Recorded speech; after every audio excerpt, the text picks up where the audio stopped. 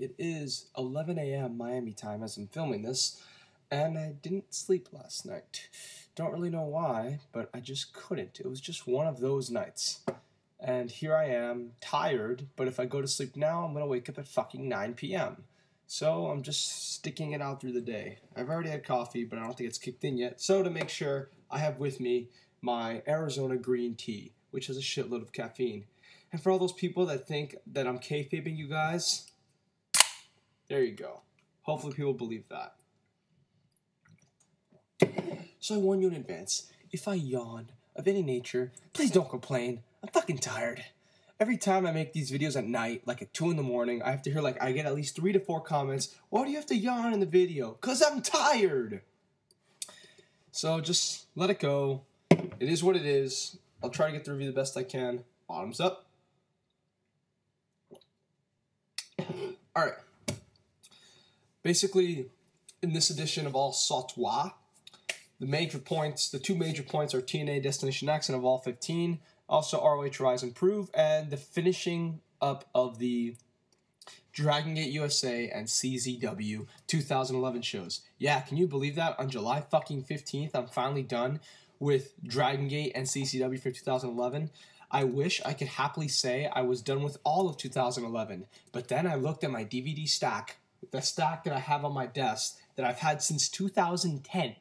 It's not that high, but there's WWE, like any major WWE compilation in the past 2 years, besides the very best of WCW Monday Night Nitro. I remember I saw that immediately, but every other major one, like the Randy Orton one, the Brett versus Shawn one, the Stone Cold one, the Edge one, not all of their releases, but all the main ones, they're all right there on my desk, just collecting dust. I get to them after I finish the indie stuff, but I still have a lot of indie stuff to go through. And basically, in that pile, I found WXW Genesis in Germany and WXW Cruz, both 2 shows from 2011. Early 2011. I believe they occurred earlier in 2011 than we are right now in 2012. That will be in the next ASOTWW. So I'm not officially done with 2011, even though it's fucking July. Bear with me. I'm sorry. I'm a little agitated and tired. But the main points are TNA and Evolve. And basically when I review anything from 2011 at this point, it's not going to get a lot of time. I'm going to talk a lot about TNA and Evolve, and maybe the ROH show a little bit, and everything else gets limited time. TNA. Alright. For those who are wondering, I am indeed going to be reviewing TNA pay-per-views again. I reviewed Slammiversary and I really liked it, but I did say in that video that even though I thought the show was very good, I still noticed some inherent problems with the company, and I wasn't ready to make a full return to TNA because there were still issues. Basically, for those that don't remember, back in October, I quit TNA because I was pissed off. Because, A, their pay-per-views just weren't very good. They were all very forgettable and very pointless, and their TV was not enjoyable. So it got to the point that I didn't enjoy watching the product, so why continue? At least like in 2009, 2010, I didn't think, the pay-per-views weren't that bad. You would get a good pay-per-view every now and then. In 2011, towards the end, Jesus, every show was just shitty.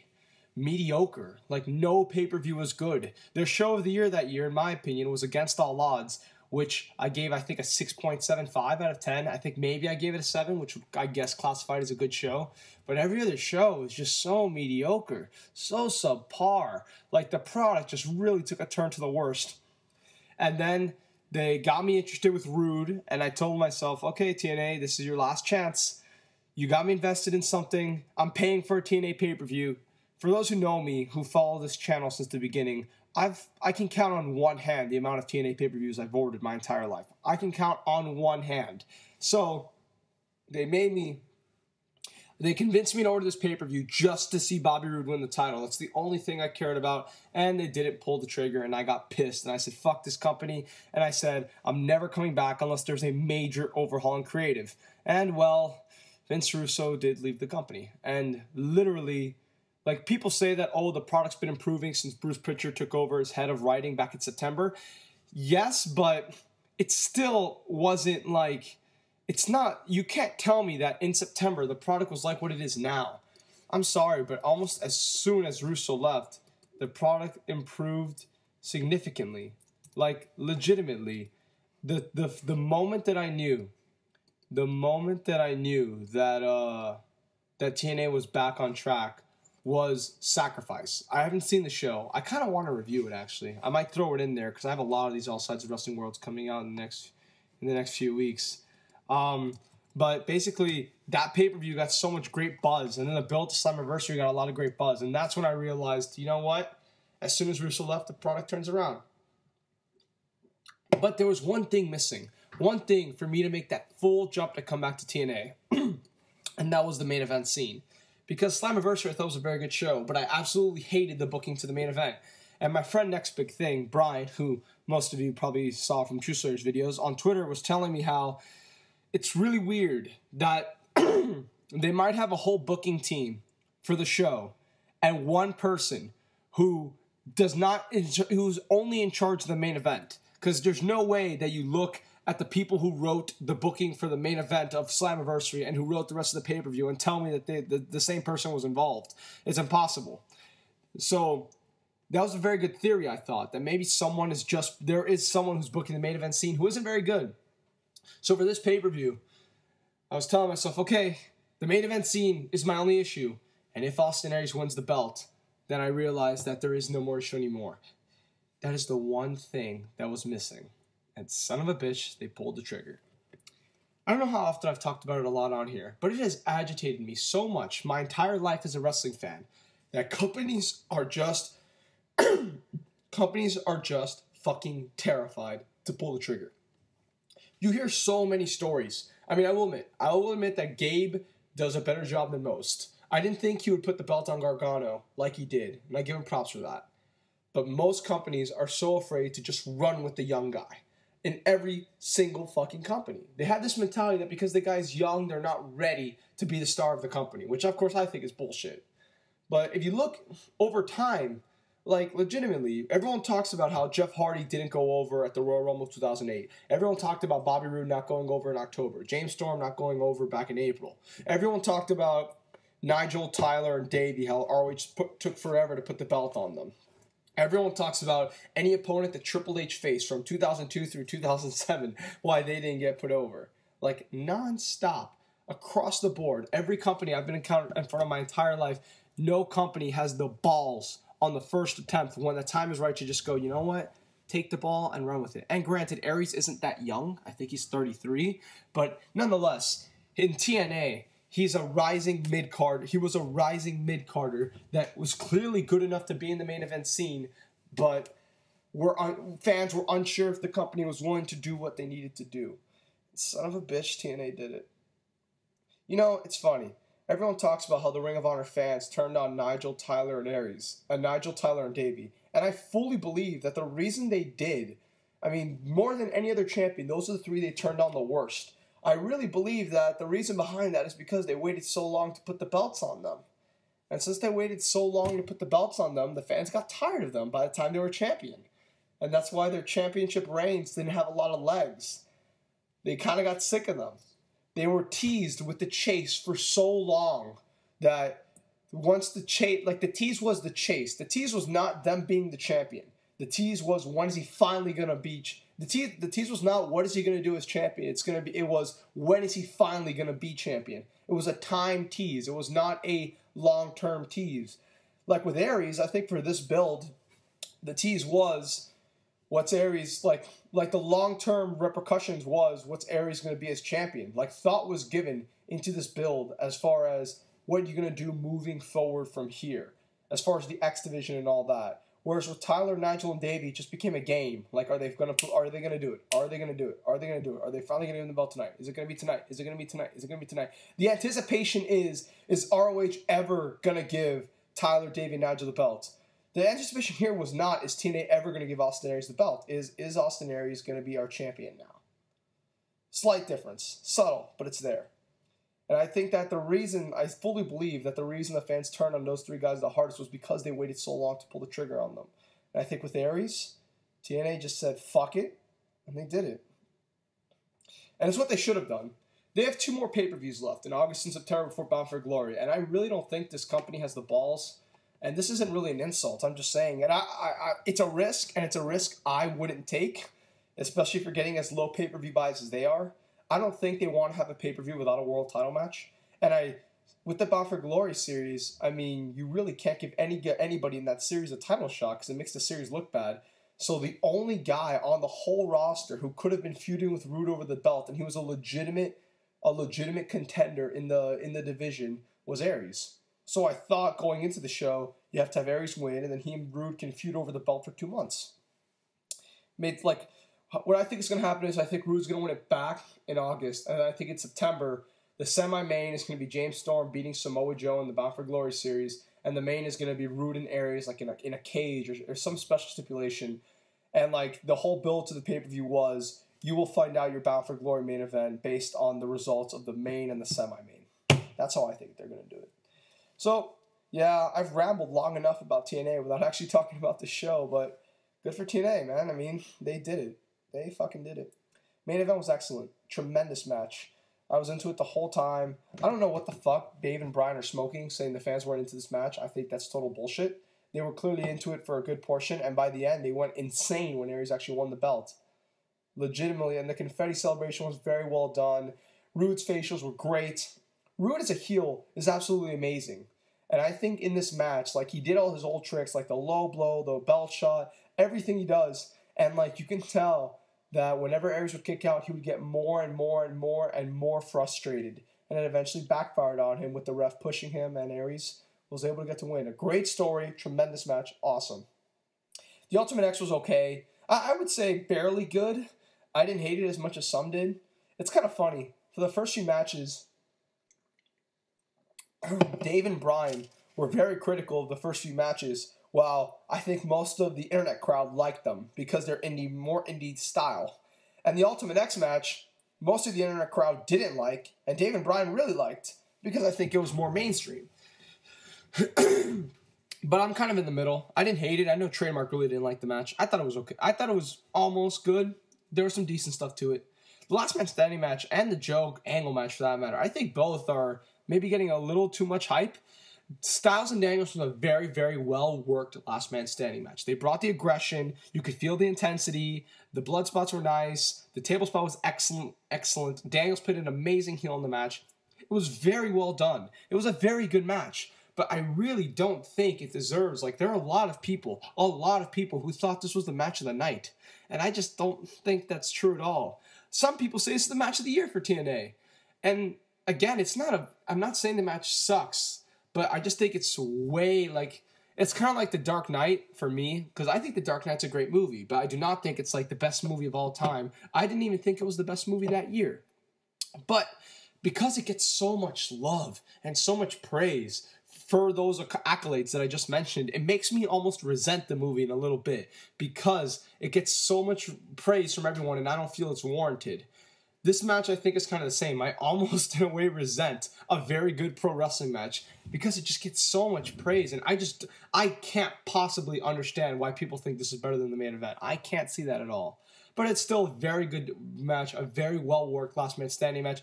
But to be honest, I thought AJ Styles and Bully Ray's match from last year's Slammiversary was better. Sorry.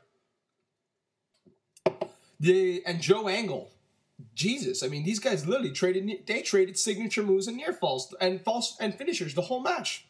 That's what it was. It was 14 minutes of trading signatures and near falls and falls and finishers, signatures and finishes, like almost immediately into the match. It's just German suplex, STO, what's that fucking move called? The diving senton. I don't know what it's called. Muscle buster, ankle lock, angle slam, German suplex, Kakina clutch. There was like no build. I'm not saying that's a bad thing. It's an entertaining match. It's a good match. It's a fun match. But I would argue this is almost the worst match they had. I mean, maybe their Hard Justice match is worse than this, but legitimately, again, this is another one that's getting a lot of praise, and I really don't see it. It wasn't that much better than Kenny King, Doug Williams, in my opinion. The X Division quarterfinals, they were okay, fun, not harmless. The Zema Ion Flip Cassanova match, I think it's very obvious that TNA did not want Flip Cassanova doing any moves because this match got no time whatsoever. And Zema Ion was on offense Like, this match got 3 minutes and 50 seconds, and Zema must have been on offense for 3 minutes and 10 seconds of the match, and then Flip Cassanova hit one dive, hit it successfully, and then that was that. And honestly, TNA shouldn't have trusted him after what he did on the go-home show. The Mason Andrews Kid Cash match was okay. The Sonjay Dutt Rashad camera match was okay. The Doug Williams Kenny King match I really liked. Like, really, really, really, really, really liked.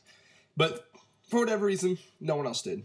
What are you going to do? And the opener, I don't know why everyone was so harsh on it. Yes, it was a spot fest, indie-style, indie-rific four-way. No fucking shit. Who did not see it coming? That's what I expected, and that's what I wanted. I wanted a fun 8-minute spot fest, and I got it. And it was enjoyable. It was entertaining. I don't know why that match is getting a lot of flack. But yeah, great show. I know I'm a little critical of the show, I think I was very critical of every match on the show except the opener, the Kenny King match, and the main event. But it does have that vibe to it. Like, the show makes you feel like this is an important pay-per-view. This, for the future of TNA, accomplished a lot. And again, it made the pay-per-view feel special. It's not like last year, 2011, in the second half of the year, where no TNA pay-per-view felt special. Every pay-per-view just felt like a waste of time. When this pay-per-view ended, I felt like, wow, I saw something of merit. I saw something of value. There was good stuff on the show that furthered storylines, furthered people in their builds, elevated guys. This show did everything that a pro wrestling show should do. It is a great show. I think you should order the show.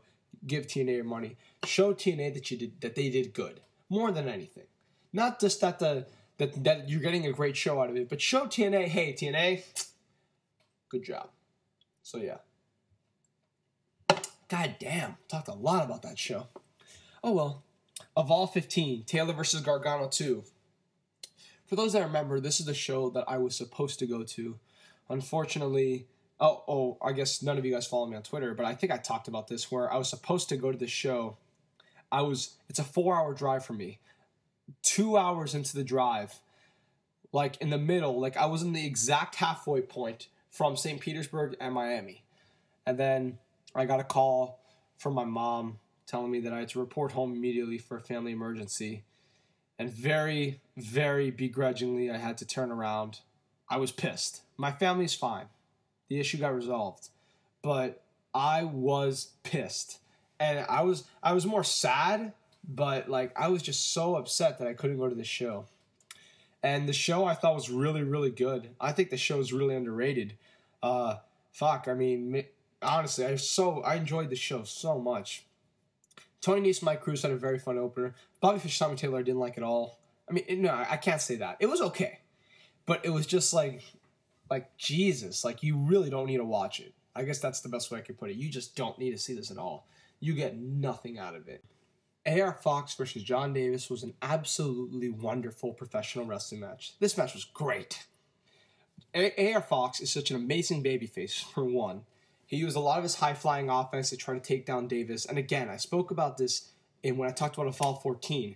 This is a style battle tournament, so each guy should use their style to try to win the match. AR Fox is the high flyer. Jon Davis is the powerhouse. So they were countering each other with high flyer and powerhouse moves to win the match. And that added a lot to the story, and I really liked it.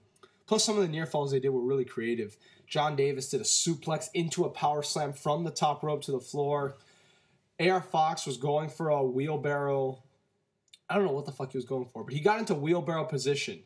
And Jon Davis just lifted him up in the air and gave him a around the world power bomb. And I yelled at the top of my lungs. And I looked in the crowd and I saw my friends Ben Turpin and JP, I Am Hollywood, in the crowd, and they both were going insane at the same time.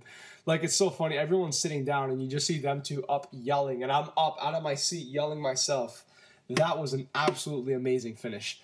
And the match just got really, really good towards the last few minutes. A lot of the near falls they did were really believable, and they really got me. There were several times where I thought the match was legitimately over. And whenever a match can do that, I give them more props because it shows how much I've invested into the story they were trying to tell. Absolutely wonderful, great professional wrestling match. The 6-way freestyle was everything you'd expect it to be, but it's fun. Good, fun match. Cabana Cheech is okay. It's kind of everything I expected it to be. Good. It's everything I expected it to be. Okay, not fun match. But it was short. It was only like 4 minutes. El Generico Samuray Del Sol was another really good match. Is it better than their match on Evolve 14? I don't know. I think Ben Turpin said it best when he texted me that the first match was probably the better overall match, but this was more spectacular. This had a lot of this built around high flashy spots towards the end, but it wasn't like ridiculous. Like they did a high flashy spots, then they waited around like a minute and a half, 2 minutes, and then they did another high flashy spot. But damn, like some of the spots they did was insane.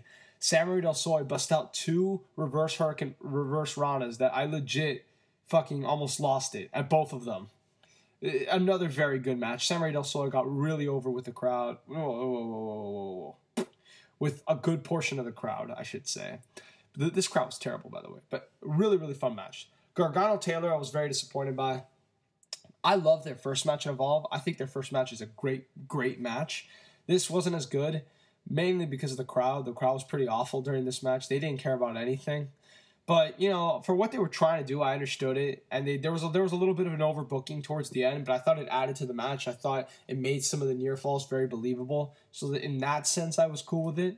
It's still a very good match. You know, it's good. It's very good, I would say. I mean, it's long. It's like 23 minutes. But it's very good. Gargano saws the back really well. But, you know, at the end of the day, I expected more. And even though a match gets a high rating for me when I expect it to be something better, I mean, I'm just going to feel a little disappointed. That doesn't mean the match sucked. The match was really good. But, yeah, a really, really good show. You got to check out that Aaron Fox-Jon Davis match. That match is great. But, yes, really, really, really good stuff.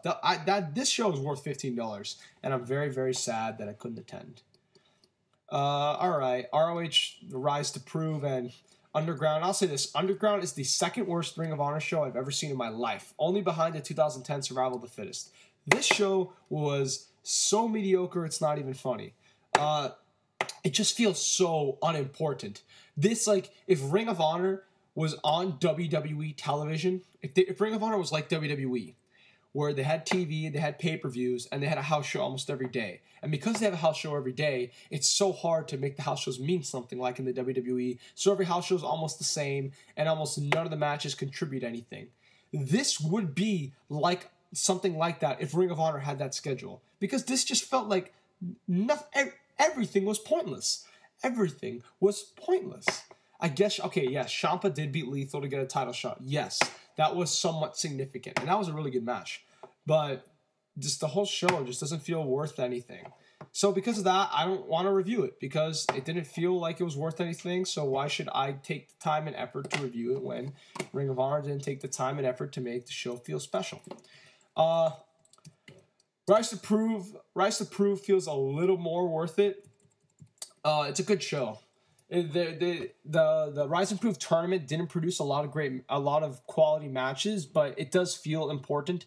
The Mike Model Samson Walker match is okay. Lethal Whitmer's a good match. I thought it would be a little better though. The Briscoes versus David O'Reilly is a really fun match. I actually expected this to be a little worse. I didn't think I'd be into this match at all, but they didn't go too long. The Briscoes and Kyle O'Reilly matched really, really well. Kyle O'Reilly did really, really well in the match. But my favorite, Eddie Edwards, Roderick Strong, had a damn fucking good match. Had a damn good match. I really like this match. I think the chemistry between these two are excellent. I absolutely loved their Ringmaster Challenge match. I really loved their Manhattan Mayhem 4 match. I thought their Supercard of Honor match was great, but it wasn't like, blow away. But this was just a really well done match. They used the chairs really well. Truth Martini's interference worked. They paced the brutal spots enough to make them feel special. They teased the really good stuff. So when it happened at the end, it really felt like you got what you deserved. Like, it was just a really, really fun match. Very, very, very good stuff. Definitely, if you're going to get the show, get it for this. Now, you do get 2 shows in one. If the second show felt important at all, I would probably give this DVD an 8. But because the second show was so pointless, like, it almost doesn't matter. Like, almost. Like, you're literally almost buying. I would say you're buying for the Rise to Prove show, plus, I guess, the double main event on the Underground show. Literally, that's all you're buying it for. That's why the overall score for the DVD barely goes up. Because, like I said, the second show just, like, it's so not worth your time. It's not even funny. But, nonetheless, Rise to Prove, the actual show, was a good show. So, what are you going to do? All right. Now the Dragon Gate USA triple shot. I'm going to get this done quickly. Revolt, Bushido, and Freedom Fight. Revolt was a good show. I think it was the most consistent of all the shows. Of note, what's of note? Gargano and Taylor, Seaman Burley was fun. Yoshino Tsuzawa was fun. The High Flyer Stray was a lot of fun. Yamato Hulk had a very good match. Nice to show some aggression in Dragon Gate. Don't see it a lot these days. But it really, the video package they did before the match was very, very well done. Like, I didn't realize how deep-seated this feud was in Dragon Gate USA. I knew it was deep-seated in Dragon Gate proper, but I didn't know it was this deep-seated in Dragon Gate USA. The video package was very well done. It made me care a lot about the match. And they had a very fun match. So good stuff there. The show's good. Bushino's not as good. The Yamato Chuck Taylor match really disappointed me. I get what they were trying to do. They were like, they worked a more methodical match. They tried to like sell over the body parts. Like, you know, they worked over Yamato's leg for like 18 minutes. I mean, it's okay. It's decent. It's not anything really special. It's probably Yamato's worst match in Dragon Gate, and that says a lot, actually. You know, I just think Chuck Taylor, I don't know. I mean, I like Chuck Taylor. I'm a big fan of his, but this match didn't deliver. I'm sorry. The Gargano Hulk match was really fun. Swanson is out. Brody Lee and Pac. That might be my second favorite match in the show. That was so well done. Great high flyer versus big man match. They did it very well. And the main event's really fun, too. And I didn't think I'd be that into it, but it was a lot of fun. I didn't like that it was heel and heel, but nonetheless, Eric Cannon and Sami Callihan got me really into the match. So who am I to complain? And Freedom Fight. I talked about the Yamato Gargano match already in my top 100 match of the year. Pac Ricochet was good, not great. Taylor and Swan versus Tozawa and Hulk was fun. The main event was better than I thought it would be. It's a very good show. I would think it's the third best Dragon Gate show. No, like the fourth or fifth of that year. I think Mercury Rising is the best. Second best was Enter the Dragon. Then third best I would put as Open the Ultimate Gate or Open the Southern Gate. And then this is right after that. So there you go. CCW shows. Deja Vu. Another pointless show. Again, just doesn't feel like a lot goes on. My match of the night was Jonathan Gresham, Drew Gulak. They had a very fun, technical wrestling, British-style match. They really used it. I think Gresham just got back from his tour from Europe, so that's why they were having this type of match. But it was so well done. Like, it was beautiful, beautiful British-style wrestling. Absolutely fell in love with it. Eric Fox, Wuhan Nation, second best match in the show, also had a really fun match.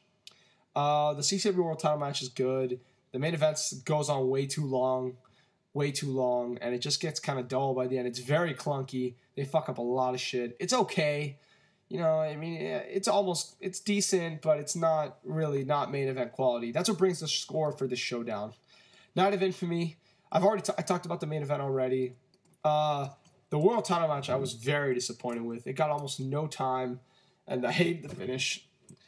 Philly's Most Wanted, Ezreal and Bandito had a fun match. Mia Yim versus Greg Excellent was an absolutely so much fun professional wrestling match. I really, really, really enjoyed that match. Not much else to say. There's some good stuff, but overall, there are better CZW shows. Cage of Death. The main event is really, really good. The main event is actually my match of the night. I think it's impossible to screw up Cage of Death. I think you know what you're getting. You know exactly how the match is going to go. So just try to have fun with it. And I did. I had a lot of fun with it. A lot of the stuff was really brutal. The DJ had Greg Excellent stuff was a tremendous, tremendous segment. I really loved how they brought in Mama Excellent. They brought in Mia Yim, I believe. They brought in the chick that that DJ Hyde was almost quote unquote dating at the start of 2011. And of course, the ending with John Zanding was awesome. Matt Tremont and Danny Havoc had a fun match. Drake Young and Rory Mondo had a good match too. And the 2 out of 3 tables match I really liked as well. I thought that was a lot of fun. Very good show. One of the better shows of the year. I think this is their second best behind. No, their best is definitely best of the best. Then I put second best as the 12th anniversary show, and I put this as third. And Tangled Web and Status Update Fantastic right behind those two. So yeah, very, very good show from CCW. For $15, I think it's worth it. So yeah, CCW show, Cage of Death was very good. Night of Infamy was okay, almost good. The main events, I already talked about the main event, but that was excellent. Deja Vu, not worth your time. Freedom Fight's very good. Bushido's good. Revolt's good. The Rise to Prove DVD is good, just mainly because of the Rise to Prove show. Evolve 15 is really good, and Destination X is great.